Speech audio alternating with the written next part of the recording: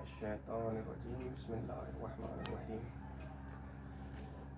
الحمدللہ الذی نور قلوبنا بولاء الحسین واخیہ وجدہ وابیہ وامہ وبنیہ وشیعتہ وموالیہ وجلا عیوننا بالبکاء وعزائہ ومصیبتہ وجعل هاتین الیدین لماتمہ وعزائہ والصلاة والسلام علی النبی الامی الفرشی عبدہ ابی القاسم محمد اللہم صلی علی محمد وآل محمد. اما بعد فقد قال اللہ تبارک و تعالی فی محکم کتابہ قرآن مجید وهو اصدق الصادقین وقولہ الحق بسم اللہ الرحمن الرحیم انی جاعل فی الارض خلیفہ صلوات محمد و علی محمد.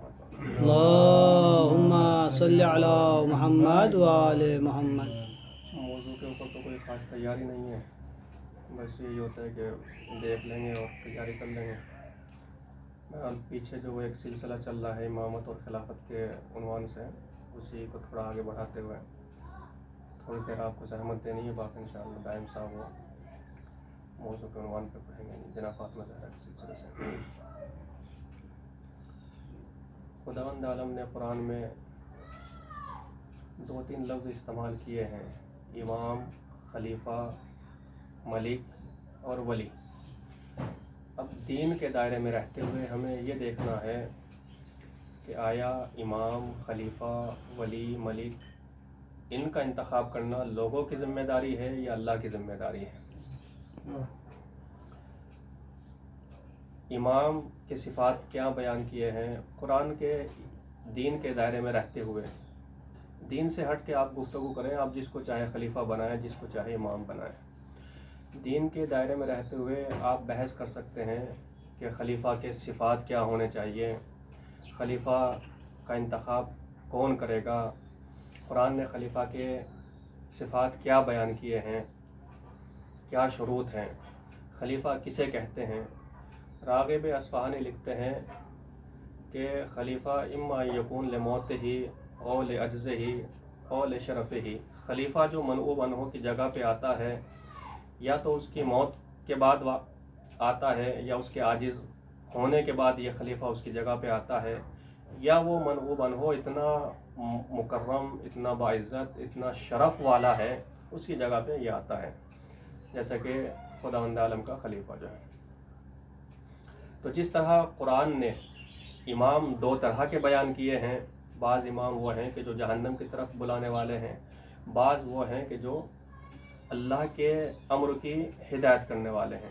اسی طرح خلیفہ بھی قرآن نے 2 طرح کے بیان کیے ہیں. کہا فخلف من بعدہم خلف ورثوا الکتاب یاخذون عرض ھذا الادنی ویقولون سیغفر لنا. نبی کریم نے فرمایا کہ جو گناہ پہلی امتیں کر چکی ہیں، یہ امت بھی ان گناہوں کا ارتکاب کرے گی.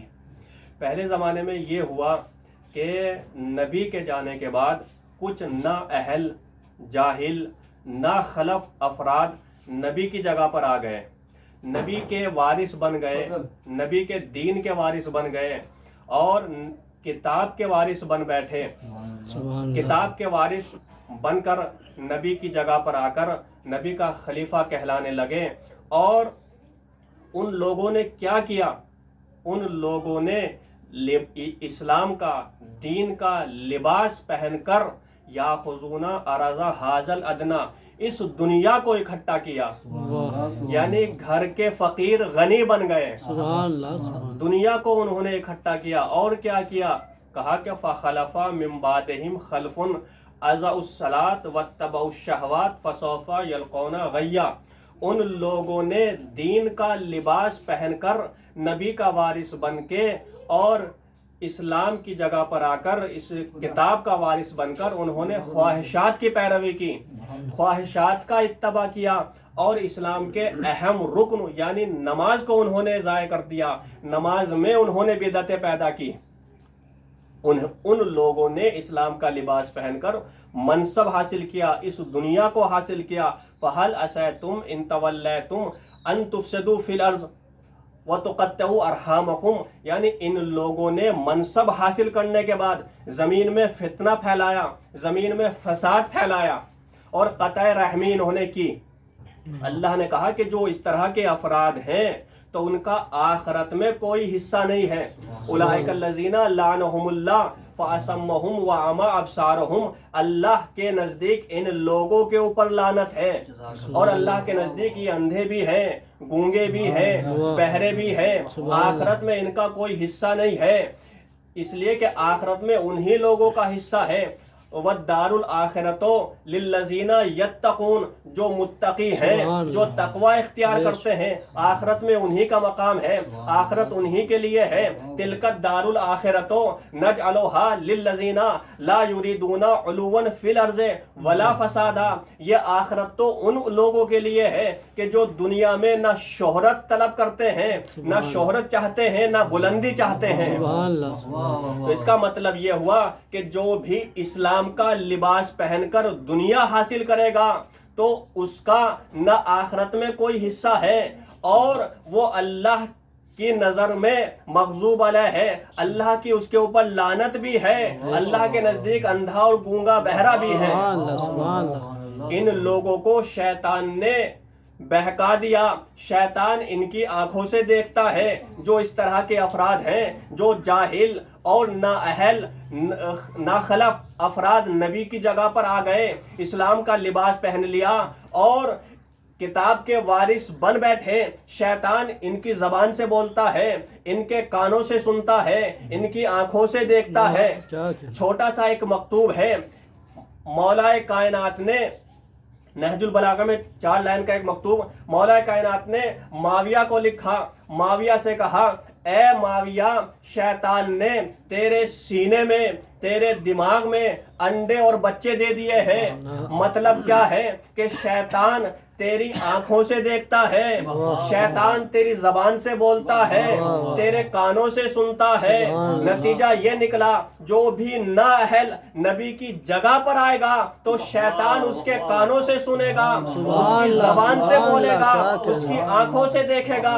یہی وجہ ہے کہ جاتے جاتے اعلان کرتے ہوئے چلے گئے کہ شیطان ہمارے ساتھ رہتا ہے، شیطان ہمیں بہکاتا رہتا ہے۔ صلوات پڑھیں محمد و آل محمد پر۔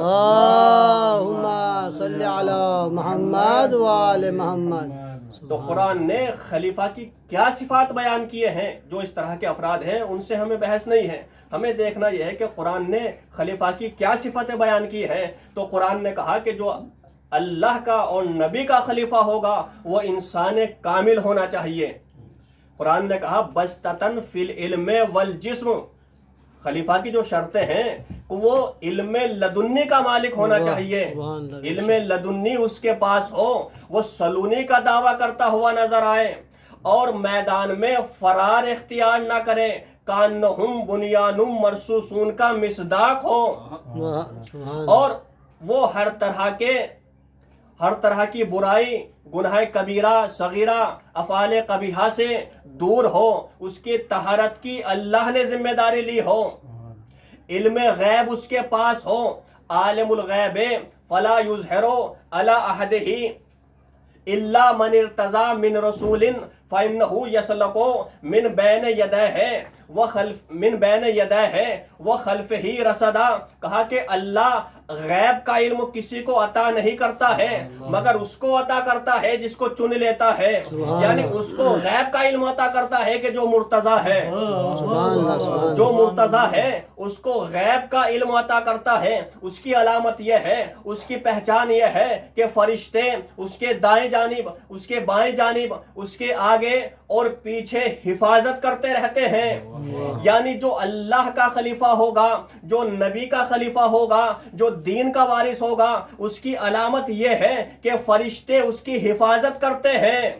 تو دین کا، نبی کا وارث وہ ہو سکتا ہے کہ جس کی فرشتے حفاظت کریں، وہ دین کا وارث نہیں ہو سکتا کہ جس کے پاس شیطان رہتے ہوں۔ سبحان اللہ، سبحان اللہ۔ کہا کہ جس کی صفات قرآن نے بیان کی ہے، والذین یمسکون بالکتاب واقاموا الصلاۃ انا لا نضیع اجر المصلحین، جو کتاب کے ساتھ تمسک اختیار کرتے ہیں اور نماز کو قائم کرتے ہیں، جو اصلاح کرتے رہتے ہیں، وہ دین کے وارث ہیں، وہ خلیفہ ہوگا۔ پھر قرآن نے اور صفت بیان کی، کہا کہ یا ایھا الذین آمنوا ارکعوا واسجدوا واعبدوا ربکم وافعلوا الخیر لعلکم تفلحون واجتباکم ہوا سماکم المسلمین۔ کہا کہ 15 یا 20 صفتیں قرآن نے بیان کی ہیں۔ کہا کہ جو اللہ کا اور رسول کا خلیفہ ہوگا وہ مومن ہونا چاہیے، عبادت کرنے والا ہونا چاہیے، رکوع کرنے والا ہو، سجدے کرنے والا ہو، اصلاح کرنے والا ہو، خیرات کرنے والا ہو، اللہ نے اس کو منتخب کر لیا ہو اور اس کا نام ابراہیم نے مسلمان رکھا ہو۔ وما جعل علیکم فی الدین من حرج ملۃ ابیکم ابراہیم وتکونوا الشہداء ویکون الرسول شہیدا علیکم وتکونوا الشہداء علی الناس۔ کہا کہ نبی ان لوگوں کے اوپر گواہ ہو اور یہ تمام افراد پوری کائنات کے اوپر گواہ ہوں۔ واقیموا الصلاۃ وآتوا الزکاۃ واعتصموا باللہ فنعم المولا ونعم النصیر۔ کہا کہ یہ تمام افراد جو اللہ کے خلیفہ ہیں، رسول کے خلیفہ ہیں، پوری کائنات کے اوپر گواہ ہوں، یہ نماز پڑھنے والے ہوں اور زکوٰۃ دینے والے، اللہ کے ساتھ تمسک کرنے والے، اللہ ان کا بہترین مولا ہے۔ یعنی 15 یا 16 صفتیں قرآن نے بیان کی ہیں۔ یہ تمام صفتیں جس کے اندر ہوں گی وہی دین کا وارث ہے، وہی نبی کا خلیفہ ہے۔ اور رسول اسلام نے جناب سلمان سے کہا کہ سلمان، ان افراد سے مراد اس آیت کے جو مصداق ہیں وہ 14 معصومین علیہم السلام ہیں، یعنی ہم آل محمد ہیں، یعنی جو اللہ ان کا بہترین مولا ہے، یعنی ان کا مولا اللہ ہے۔ اور ہمارے لیے 3 مولا کا قرآن نے ذکر کیا ہے، ایک اللہ مولا ہے، ایک رسول مولا ہے، ایک وہ مولا ہے کہ جس کو غدیر میں رسول نے من کنت مولا ہو فہذا علی مولا کہا ہے۔ قرآن نے کچھ صفتیں بیان کی ہے، کہا کہ یا داؤد انا جعلناک خلیفۃ فی الارض فاحکم بین الناس۔ یہاں معلوم یہ ہوا اس آیت سے کہ خلیفہ بنانا اللہ کے اختیار میں ہے۔ اے داؤد، ہم نے تمہیں خلیفہ بنایا ہے، اور دوسری شرط یہ ہے کہ جو خلیفہ ہوتا ہے وہ حق کے ساتھ فیصلہ کرتا ہے۔ جناب ہارون کے لیے جناب موسیٰ نے کہا وقال موسیٰ ہارون اخلفنی فی قومی واصلح ولا تتبع سبیل المفسدین۔ اس آیت سے معلوم یہ ہوا کہ خلیفہ بنانا یا تو اللہ کا کام ہے یا پھر نبی کا کام ہے، یا تو اللہ خلیفہ بناتا ہے یا نبی اپنی زندگی میں خلیفہ بنا دیتا ہے۔ یعنی تمام نبیوں کو یہ اختیار دیا گیا، آدم سے لے کر عیسیٰ تک تمام نبیوں نے اپنی زندگی میں، اپنی حیات میں خلیفہ بنایا ہے۔ تمام نبیوں کو تو یہ اختیار دیا گیا، لیکن آخری نبی کو اختیار نہیں ہے۔ یہ کیسے ہو سکتا ہے کہ تمام نبیوں کو اختیار دیا گیا اپنی زندگی میں اپنا خلیفہ بنائے؟ تو امت نے کیا کیا؟ جناب ہارون کو چھوڑ دیا اور سامری اور گوسالے کی طرف چلے گئے۔ تو جب امت نبی کی زندگی میں نبی کے خلیفہ کو چھوڑ سکتی ہے، تو اگر نبی کے جانے کے بعد نبی کے خلیفہ کو چھوڑ دے تو کیا تعجب کی بات ہے؟ سبحان اللہ، کیا کہنے۔ پھر اللہ نے ایک اور خلافت کا ذکر کیا، کہا کہ وعد اللہ الذین آمنوا وعملوا الصالحات لیستخلفنہم منکم کما استخلف الذین من قبلہم ولیمکنن لہم دینہم الذی ارتضی ولیبدلنہم من بعد خوفہم امنا ویعبدوننی لا یشرکون بی شیئا۔ کہا ہم مومنوں سے وعدہ کرتے ہیں کہ ہم ضرور خلیفہ بنائیں گے، اور اس کا دین جو ہوگا وہ دین کون سا ہوگا؟ وہ دین ارتضا ہوگا، وہ دین مرتضی ہوگا۔ اس کی علامت یہ ہے کہ جب وہ خلیفہ آئے گا تو دنیا کو ظلم و جور سے، فساد سے اور ظلم و جور سے ختم کر دے گا، عدل ہی عدل ہوگا، امن ہی امن ہوگا۔ اور اس کی دوسری علامت یہ ہے کہ اس کے دور میں صرف اللہ کی ہی عبادت کی جائے گی. یہ خلیفہ کی پہچان ہے.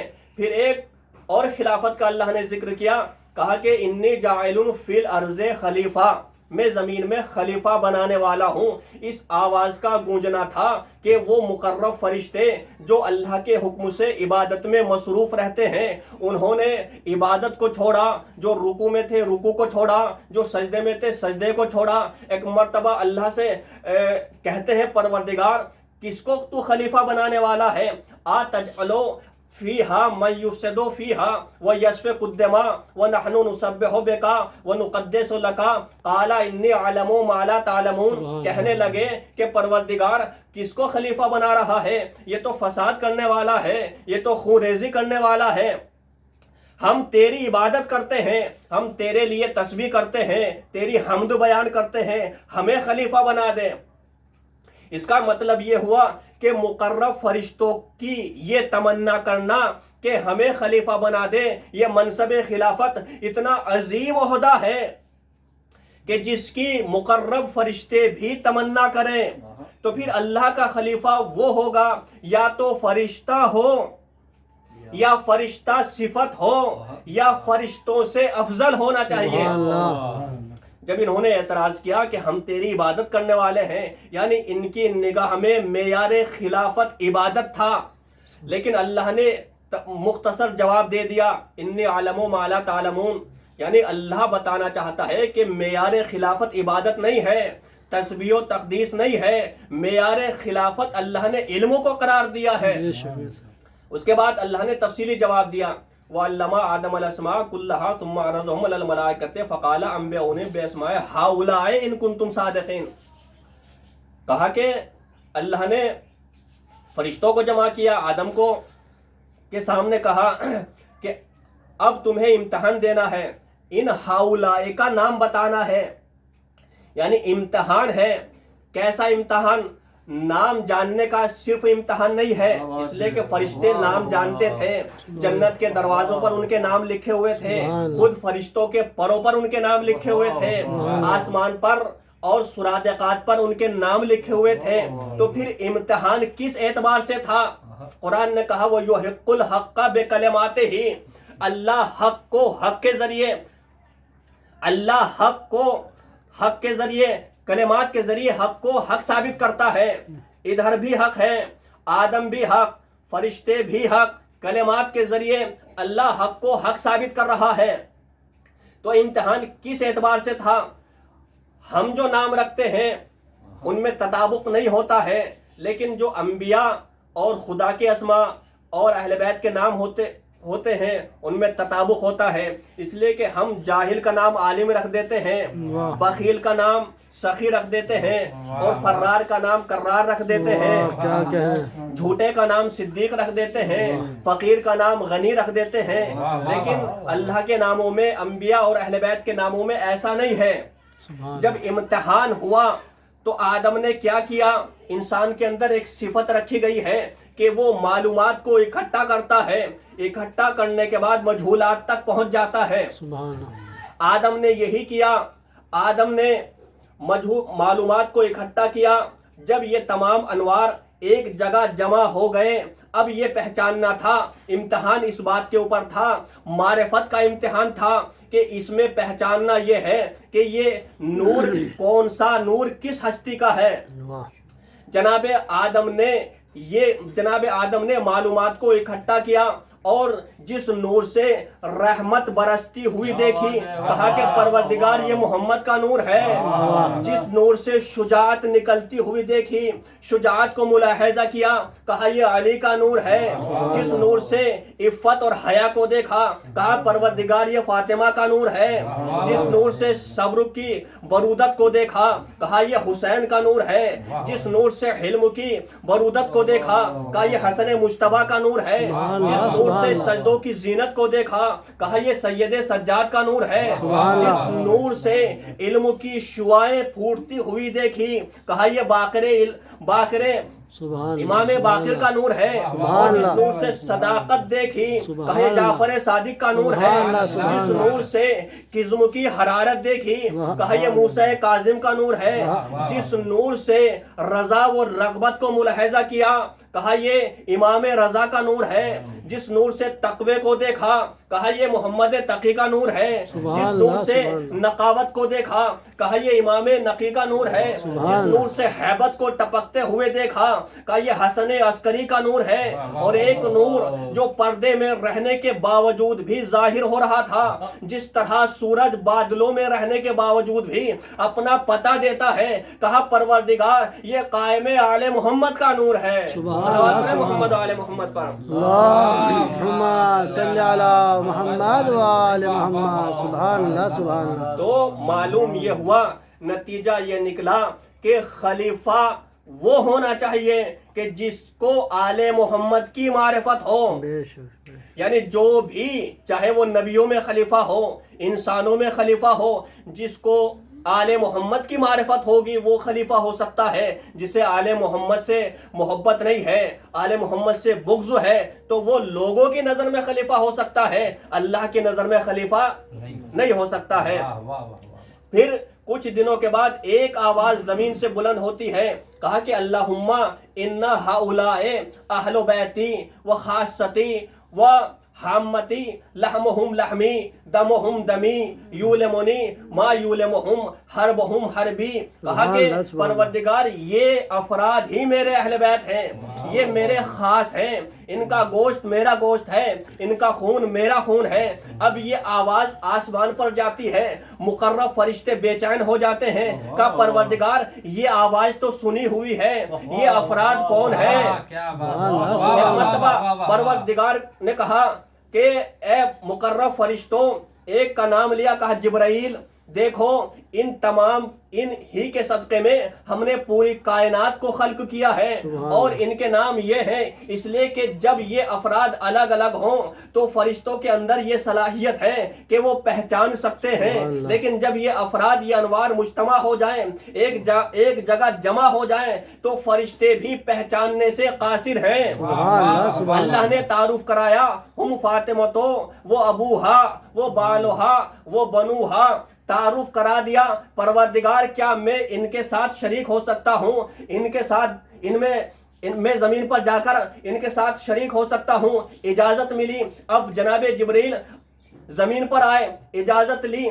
रसूल इस्लाम कहते हैं कि ए जिब्राइल, जब तुम आ ही गए हो तो ठीक है, तुम्हें वो मकाम नहीं मिल सकता जो आले मोहम्मद का मकाम है, लेकिन जब तुम आ गए हो तो चादर में दाखिल हो सकते हो, लेकिन तुम्हारी हैसियत उसी तरह रहेगी जिस तरह ततहीरा में अलिफ की हैसियत है, यानी अलिफ दाखिल भी है, अलिफ खारिज भी है। मोहम्मद आले मोहम्मद पर अल्लाहुम्मा सल्ली अला मुहम्मद व आले मोहम्मद। सुभान अल्लाह सुभान अल्लाह। अल्लाह ने यानी जब ये मुकर्रब फरिश्ता आले मोहम्मद के मकाम तक नहीं पहुंच सकता तो फिर ऐरा गैरा आयत ततहीर में कैसे दाखिल हो सकते हैं।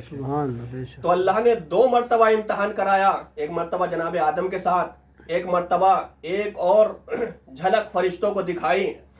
कुछ मुकर्रब फरिश्तों को बुलाया, बुलाने के बाद कहा हम तुम्हें अखवत का सेगा जारी करते हैं, एक दूसरे का भाई बनाते हैं, बताओ तुम में से कौन है जो अपनी जान एक दूसरे के ऊपर निछावर कर दे। तो फरिश्तों ने कहा परवरदिगार हम जिंदा रहना चाहते हैं, हम तेरी इबादत करना चाहते हैं। यानी फरिश्तों ने जान देने से इनकार कर दिया, हम जिंदा रहना चाहते हैं, हम इबादत करना चाहते हैं। अब फरिश्तों ने कहा जरा जमीन पर देखो कि जहां एक भाई अपनी जान दूसरे के ऊपर निछावर कर रहा है, वो मिनन्ना से मयशरी नफ्सहु इब्तिगा मरज़ातिल्लाह, जो नोए इंसानी का पैकर बना हुआ है, जो नोए इंसानी का पैकर बना हुआ है। कहा कि इसे देखो ये अपनी जान दूसरे के ऊपर कुर्बान कर रहा है। अब फरिश्तों ने समझ लिया कि सिर्फ इबादत करना, तस्बीह करना, रुकू करना ही इबादत नहीं है, बल्कि दूसरे के ऊपर जान देना ये भी इबादत है। अब दरे अहले बैत पर آتے ہیں، کبھی یتیم بن کر آتے ہیں، کبھی مسکین بن کر آتے ہیں، کبھی اسیر بن کر آتے ہیں، کبھی روٹیاں لینے آتے ہیں، کبھی جھولا جھلانے آتے ہیں. یعنی فرشتوں کی سمجھ میں آ گیا کہ ان کی خدمت کرنا ہی اصل عبادت ہے. صلوات پڑھیں محمد و آل محمد پر. اللہم صلی علی محمد وآل محمد. اور دوسرے یہ کہ اللہ جب تعریف کرتا ہے، قرآن کا مزاج یہ ہے کہ وہ جمع کے ساتھ تعریف کرتا ہے. انما ولیکم اللہ ورسولہ والذین آمنوا الذین یقیمون الصلاۃ. لیکن یہاں پر جمع کے ساتھ تعریف نہیں کی ہے، تمام صیغے مفرد کے استعمال کیے ہیں. اگرچہ یہ واحد ہے، نوع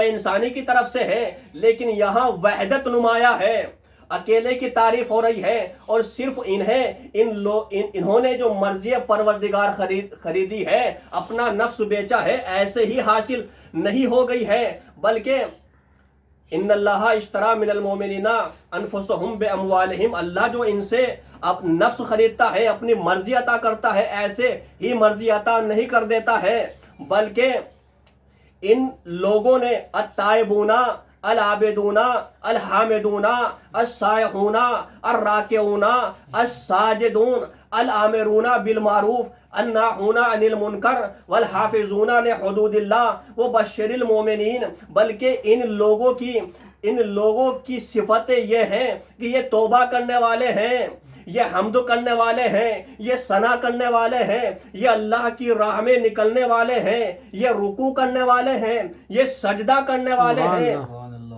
الامرون بالمعروف والناہون عن المنکر، یہ امر بالمعروف کرنے والے ہیں، یہ نہی عن المنکر کرنے والے ہیں، اور یہی مومنین ہیں.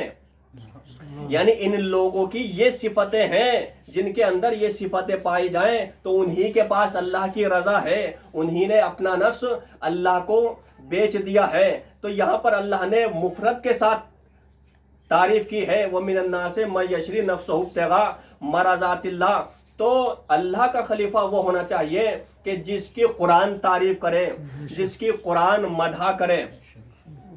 اور پھر اللہ نے جناب آدم کو زمین پر اتارا. آخری بات کہا کہ جب زمین پر بھیجا تو کہا کہ قُلْنَا اهْبِطُوا مِنْهَا جَمِيعًا فَإِمَّا يَأْتِيَنَّكُم مِّنِّي هُدًى فَمَن تَبِعَ هُدَايَ فَلَا خَوْفٌ عَلَيْهِمْ وَلَا هُمْ يَحْزَنُونَ. تو جیسے ہی زمین پر اتارا، کہا تو نوع انسانیت کے لیے اللہ نے اجمالاً 3 امور بیان کیے. انسان کی زندگی کے لیے، انسان کی حیات کے لیے اختصار کے طور پر 3 امور بیان کیے. کہا کہ آدم تم زمین پر جا تو رہے ہو، دیکھو ہماری طرف سے تمہارے پاس ہدایت آئے گی. فَإِمَّا يَأْتِيَنَّكُم مِّنِّي هُدًى، ہدایت آئے گی، لہٰذا تمہاری ذمہ داری ہے کہ اس ہدایت کا اتباع کیا جائے.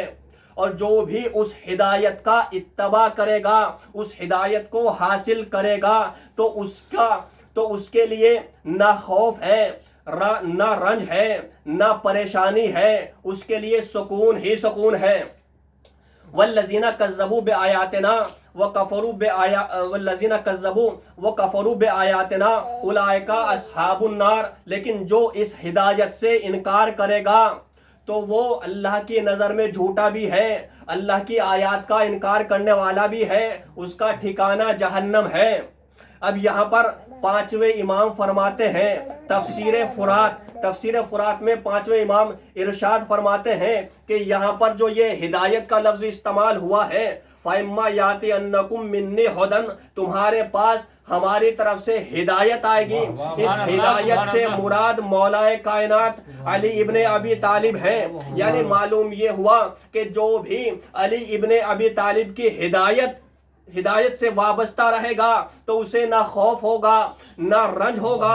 جو اس ہدایت سے انکار کرے گا تو وہ اللہ کی نظر میں جھوٹا بھی ہے، اللہ کی نظر میں کافر بھی ہے، اس کا ٹھکانہ جہنم ہے. صلوات پڑھیں محمد و آل محمد پر. اللہم صلی علی محمد و آل محمد. سبحان اللہ.